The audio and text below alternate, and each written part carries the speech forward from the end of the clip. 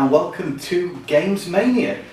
It's a new show for Condor Online and we'll be focused on, you guessed it, games, specifically video games. Now my name's Tom Parry and I'm here today with Kieran Marr. Hello. Hello Kieran, Hey. Thanks for joining us today. Yeah. And we're here to discuss, among other things, the phenomenon that is Pokemon. And to share our thoughts on Detective Pikachu, which, funnily enough, is released today. But first, because I don't really know Kieran, funnily enough. Yeah, I don't know myself either, so it's okay. I thought, start the show, let's get to know each other a bit. Yeah. So, Kieran, would you care to share a little bit about yourself, your background, and your history with video games? Right. So, my background with gaming, Pokemon from about the age of 8. Yeah. My uncle gave me a Game Boy Color. Yeah. That was, it was not using color because it was near broken, but it was the only thing I could get my hands on. Yeah. And there was Street Fighter 2. Okay. Yeah.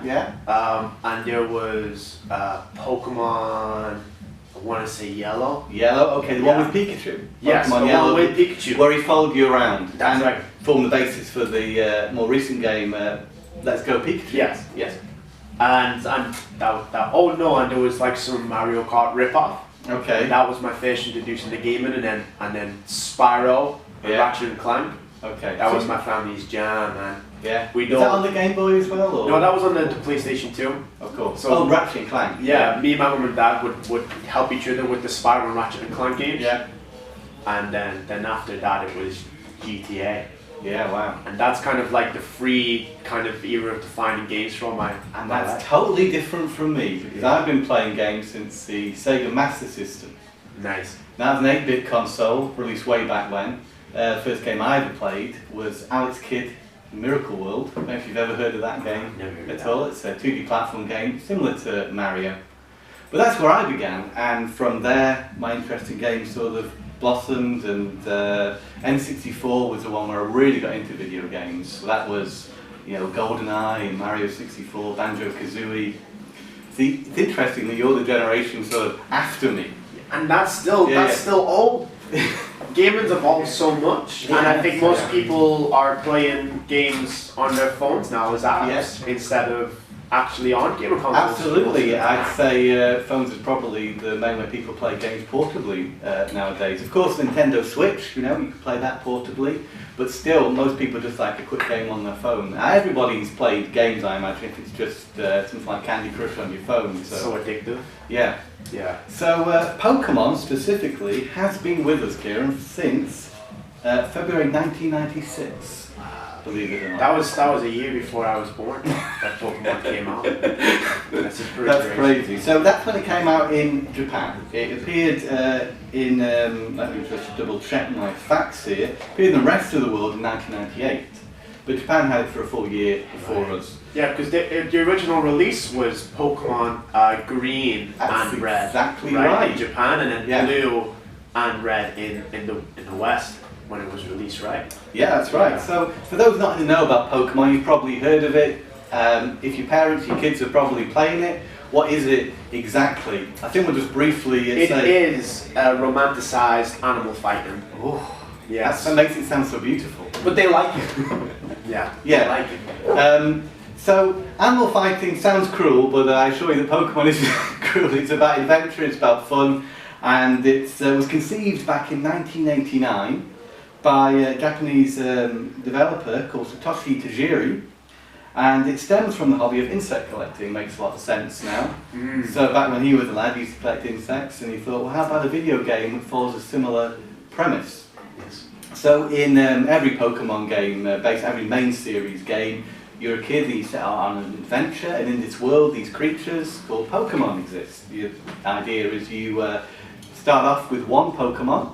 Be interested to hear, you started off with Pikachu, didn't you? Because you played Pokemon Yellow, I imagine. I don't think I played Yellow until I played the re-release of the Gen 1 games, and then I went back to Pokemon Yellow, because I was super interested. So who was your first Pokemon, Nikhil? Charmander. Charmander, Yes, was also my first because Pokemon. I watched the anime, then begged for my mum and dad to get me a DS so I could play the GBA cartridge on it, the Game Boy Advance cartridge. Played got the Fire Red and got Charmander, so Fire Red and Leaf Green. Yeah, this was in 2004. That would have been. That's when those about that, two games. Yeah, 2004 in Japan. Yeah, again, rest of the world in the same year with that particular game. So Fire Red and Leaf Green were remakes of the original Pokemon games that, if you remember, came out way back in 1998. For anyone who's watching, if you played Pokemon, drop down what your favorite starter or your first starter was, and let's debate about whose is better, because I bet you any money there. You can't justify why you didn't pick the old thing about it was that Charmander was probably the harder one to pick at the beginning. Well, in the beginning. Because in the game, you battle gym leaders and you have to collect 8 badges. A gym leader battle is the boss battles of the It's Pokemon a boss battle series. for the first 3 games, and then after that, it's a narrative device. Yeah. Which is kind of sucks. Yeah. Because it was hard. Like Charmander, when you face that Brock Sonics, which is obviously you can't defeat a big giant rock monster with tiny flames. Yeah. So they taught him a steel type move in Gen 3. Okay. When they released the games, and then you could obviously beat the first gym with Charmander.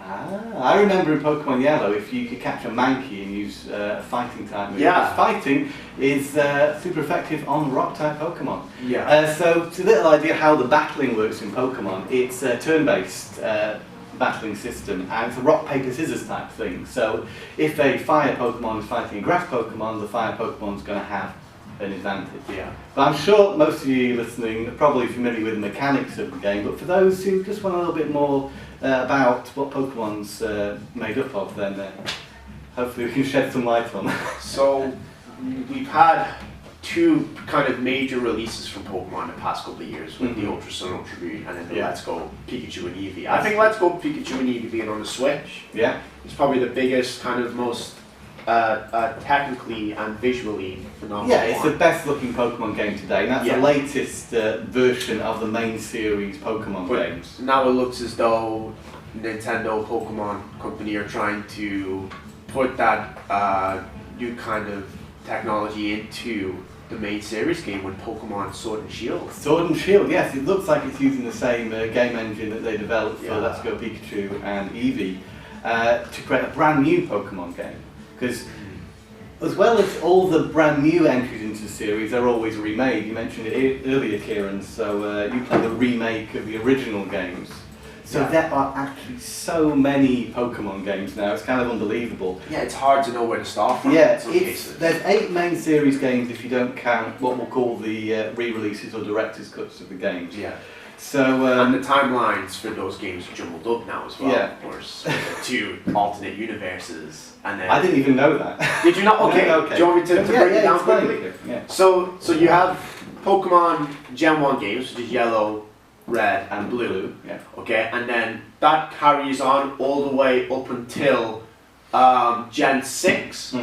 So Gen 6 is a separate reality where basically the AZ bomb happened. Okay. And and it released Mega Stones. And so you had Mega Evolutions in this reality, but not in the first one that we're introduced to, which is the Gen 1 games. Yeah.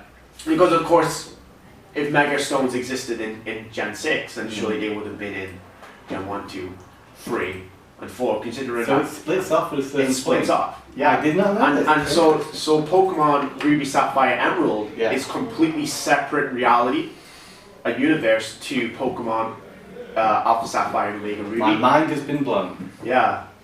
That's very cool. I didn't have that in my notes, Kieran. Don't ask me about the timeline, because the timeline is extremely complicated for the kids' game, and I don't understand why.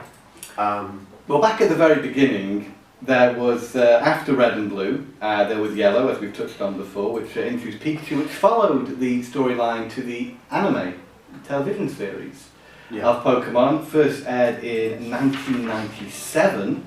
I think, Do research for this, man. And that was huge. I mean, what good's a game without something like a TV series to really propel it into the public view? Well, Pikachu was the forest mascot, I think. I think the actual creator, the one who was obsessed with the bugs, he was reluctant for Pikachu to be the mascot.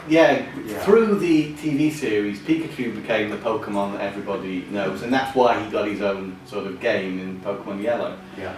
But the TV series was immensely successful and spawned 21 films to date. Believe it or not. That no one's watched. Everyone's watched the first one. Back when the first Pokemon film came out, it was a very big deal. And I went to the cinema to watch that myself. I also watched the second one at the cinema when they were released.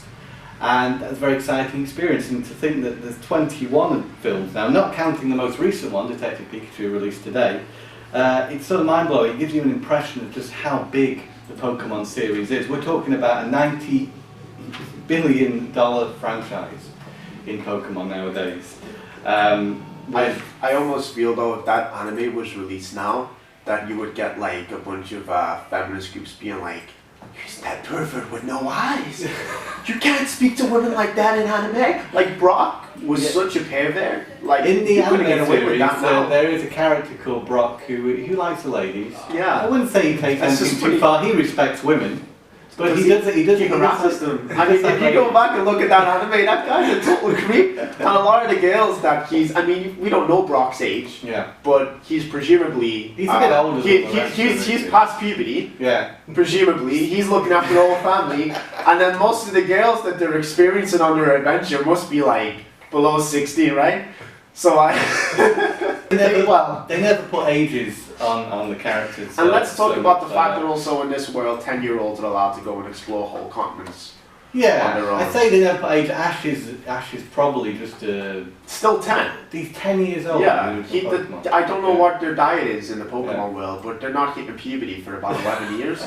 So Ash is the protagonist of the television series. And in Pokemon, I guess Pokemon Yellow, you're playing as Ash, but originally the characters were just called Red. Were you playing as Ash and Yellow? I can't even remember. I assume so because it's based on the anime. Well, here's what people always, this seems to be a debate, is like how does the games align with the anime universe? Because when they done the demo for Pokemon Sun and Moon, you could get Ash Greninja. Yes. So Ash Greninja is basically in the what's it, XYZ anime, not XYZ, XY anime. Yeah. Ash would not Mega Evolve Greninja or wherever it was. He would instead fuse his soul with Greninja, and it'd be like some kind of like Super Saiyan Pokemon shit. And he just like you get Ash's features, almost like the way that they done Mark Ruffalo's Hulk. They draw Greninja with Ash's face. Okay. And they released Ash Greninja in the demo. Into the game, yeah. And you can still, if I go and play competitively, not competitively, but online, I can play against an Ash Greninja sometimes. So the two worlds over time have sort of collided a bit. I don't even know. But I don't get how. Yeah. I think it's just a free-for-all, but obviously for big sweaties like us, it's like, we always want to know, how did that happen? Because we're too obsessed. Yeah.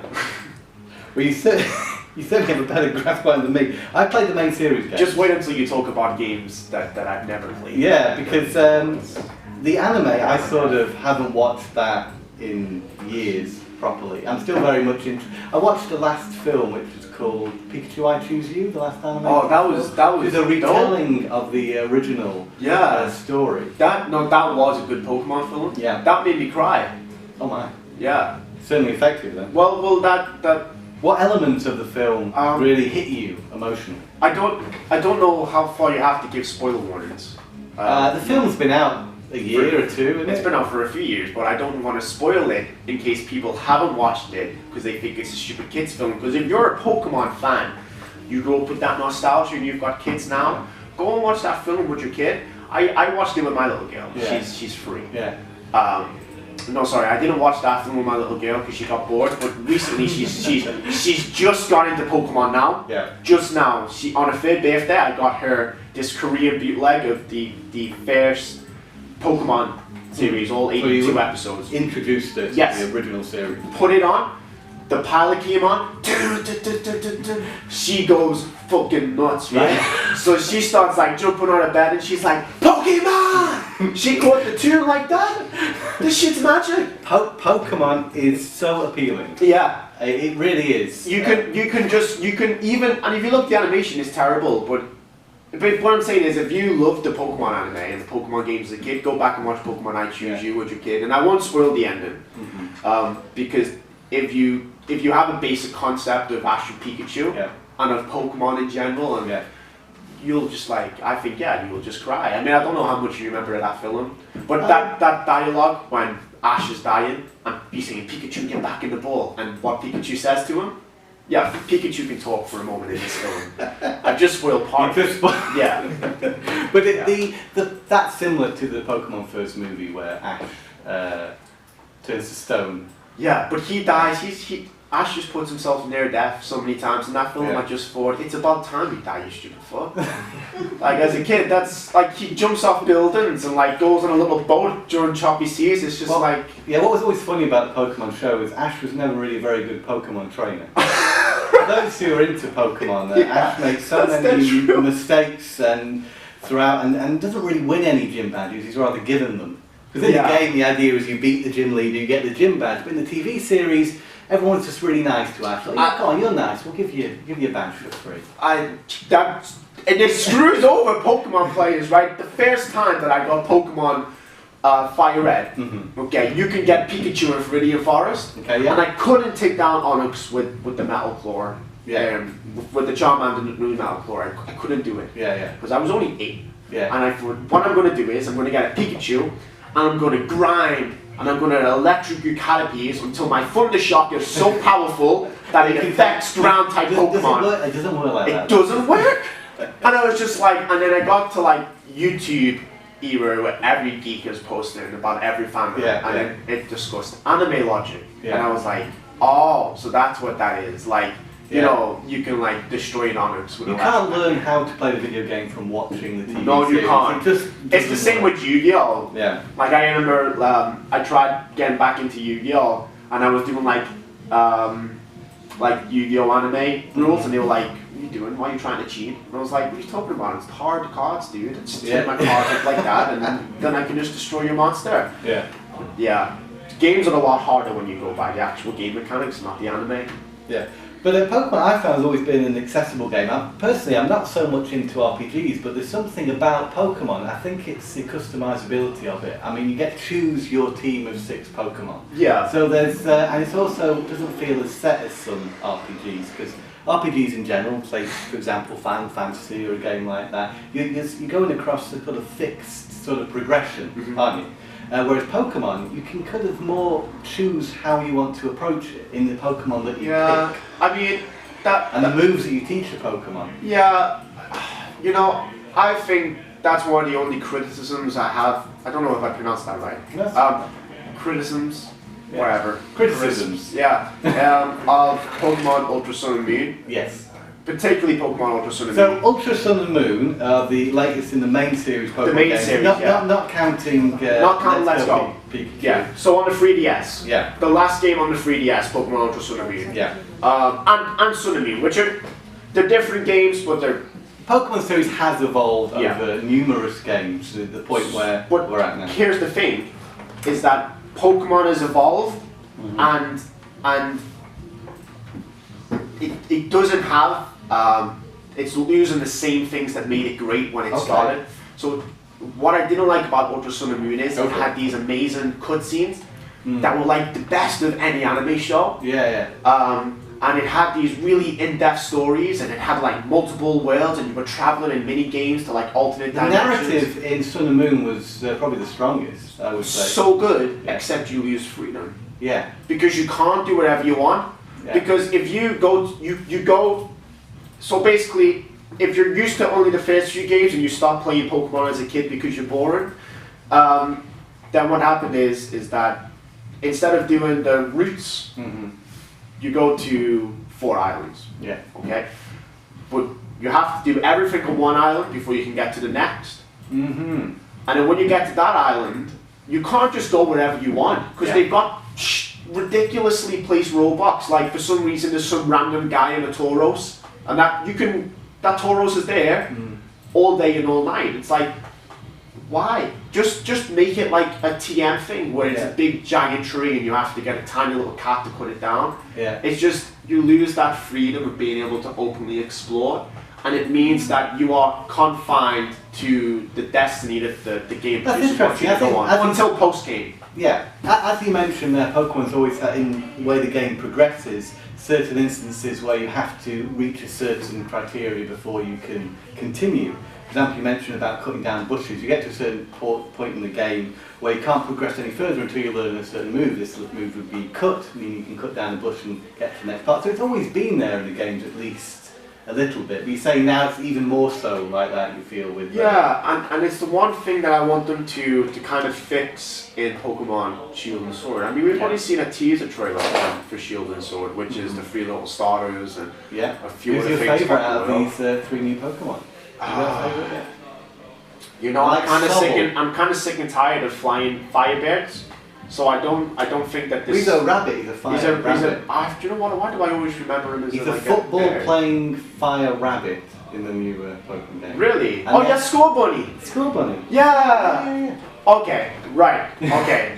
Forget that. You might be getting confused with one of the old one, like what's his name? Torchic. Yeah. But actually, well, that's the thing is that they're not very memorable to me. Yeah. So they didn't stand out. Like I've just remembered him as a bird for some reason. Yeah. So I don't have a favorite one. No. I mean, there are people who love Pokemon for the cuteness, and they're like, oh yeah, you know, this one's so cute. I can imagine myself really loving this one. I'm just like, yeah, but at the same time, it's like, you know, do we really just play Pokemon because they look cute, or do we play Pokemon because the game is super fun? Yeah. And it's like, if you're just making boring Pokemon because you want to make a new game, I would rather that they just make a new continent. Or revisit an old continent and add a new story, or do something. If you can't think of original Pokemon, so you think the Pokemon design over the years when it definitely not. Sometimes they get it right. Can you name an example maybe of more recent Pokemon you think was up there with some of the best originals? Up there with some of the best originals. Well, the starter Pokemon in Ultra Sun and Moon were pretty dope. Yeah. We got Rowlet, the grass owl. You have Rowlet. You have, I think it's Popplio. Yeah. And then you have Litten. Litten the kitten, the fire kitten. Yeah. And all three. I mean, I love Litten with its egg move Fake Out. Okay. Because if you get it with perfect IVs, then you end up with a Incineroar, its final evolution that has Fake Out and maximum attack. It's so OP. Yeah. So I love Incineroar.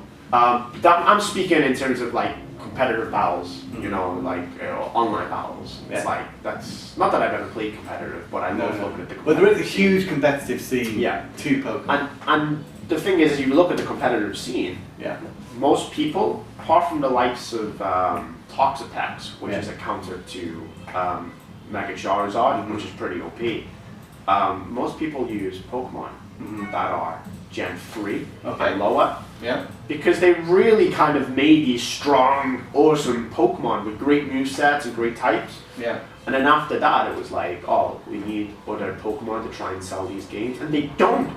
Because most people who are playing Pokemon past the age of 16 are playing it because of nostalgia.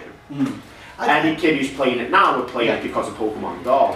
And I don't care. I haven't got any studies to prove that, no facts. Pokemon Go is that's the truth. And it certainly has made Pokemon... What the kind of thing about Pokemon, release a game every year or 2 years, they always keep something fresh.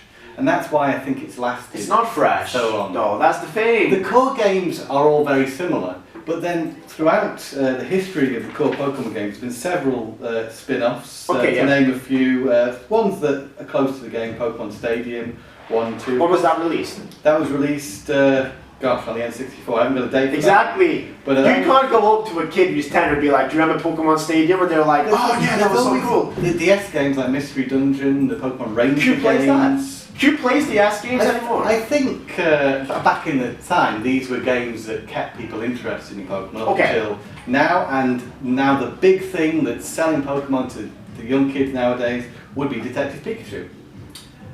What are your feelings about Detective Pikachu? Because say it's released today. Well, you've seen the trailer, I presume. I have seen the trailers. I've seen all of them. Yeah. We've got Ryan Reynolds starring as Pikachu. Yeah. Is that a good move, do you think? You're a fan of Ryan Reynolds? I can't judge until I mean, like, if you look at Deadpool, Deadpool 1 was a masterpiece, Deadpool 2 was mediocre. So Ryan Reynolds is one of those infamous hit and miss stars. Okay.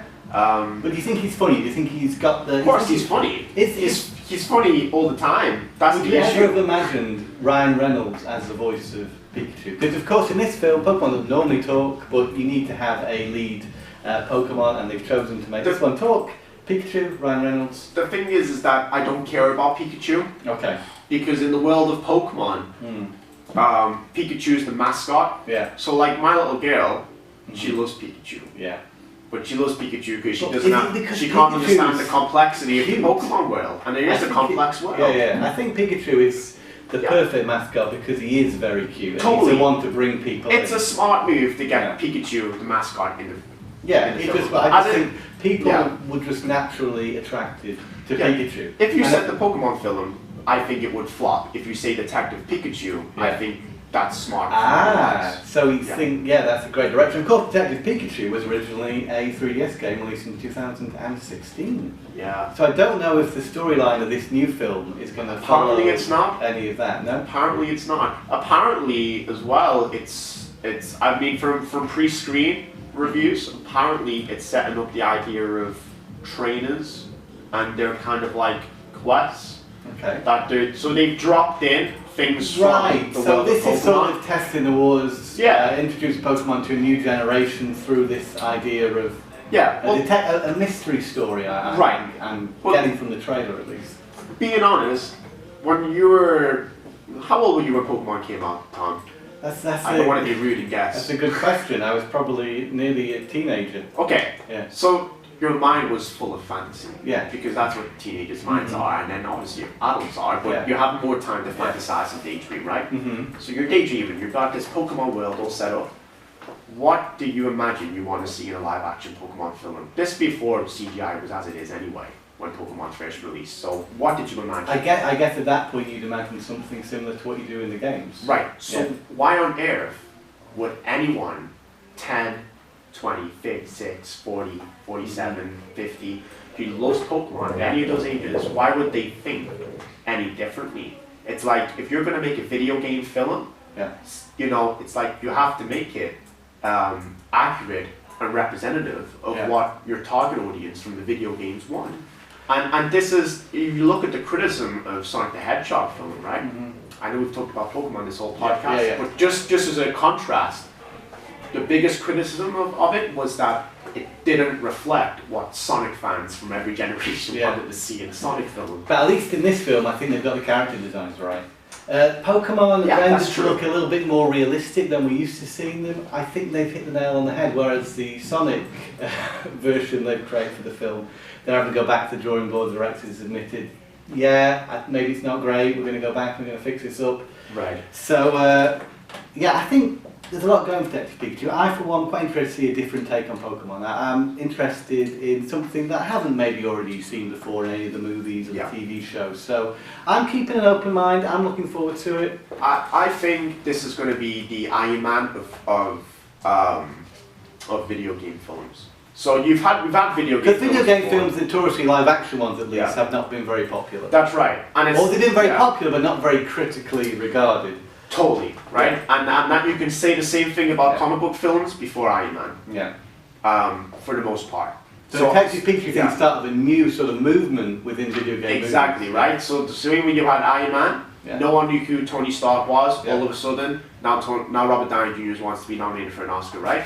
Okay. He quoted saying. Yeah, he started his campaign, right? So if you look at Detective Pikachu, right? It's like, who would have thought that Pikachu might be a big giant movie star? And now you're going to have maybe an onslaught of, like, I always forget his name. What's the guy from Street Fighter? Ken or Ryu? Ryu? Yeah. Ryu's like the main character in Street Fighter, Ryugen! Yeah. Something like that, yeah. Excellent. I think a video game multiverse crossing over, who knows, that could be the next end game. And that's an exciting Oh possibility. my gosh, my mind. Yeah. Wow, you've blown it. Ready Player One, except good. Yeah. So, Yeah, so are you excited though about the Detective Pikachu movie? Just to sum up, you sound a little bit dubious about it at the moment. Only because I want it to be so good, and I'm scared it won't be. I'll be very And if it's not good, then that means we're not getting another Pokemon film. And so reviews have been pretty good so far. Good. From I hope it makes money. From what I've heard, it will definitely make money. I hope it doesn't make too much that Endgame doesn't beat Avatar, but I hope it makes money. It'll be very interesting to see, but I don't think because at this point in the franchise, first move in a live-action Pokemon franchise, we won't see sort of endgame figures for this. But who knows? I hope it does very well. Anyway, I think we're about to the point where we have to wrap up the podcast. It was really fun now. And it's been really great talking to you. Thanks so much for coming on to this first episode of Games Mania. Just, well... Let me know, I'll be interested actually in subsequent episodes hearing about your thoughts on Detective Pikachu film, because I imagine you're going to see it. We can do a follow-up. Yeah, absolutely. Yeah, definitely. So to round it all up, now I'm just going to just mention this week's gaming releases for those who are interested. Are you a fan of Yakuza series? It comes to the PC this week. No. Yakuza 2 is released on PC. A series called Life is Strange, which is a story-based game. This is its sequel. So crazy, man. So that's episode 3 of Life is Strange 2 is also out. And next week there's a game called A Plague Tale, which is a stealth action game. It's also got Rage 2, the sequel to, have you played Rage? First person shooter? Not as my own copy, but you have played it with friends, So all those games, apart from Yakuza, that's just been released on PC, previously released on other consoles, are out on the PS4, Xbox One and PC. So nothing big for the Switch this week, but I think Detective Pikachu is going to do it all for Nintendo this week, so that's really the focus. Well, you can expect a Sword and Shield drop after the film's first week of being out. Yeah, we're going to probably hear more news on the brand new Pokemon game, which is due out before the end of the year. So, and that's the end of the show. Alright, thanks guys. So thanks again, Kieran, and until we see you next time for another Games Mania, game on. Game on.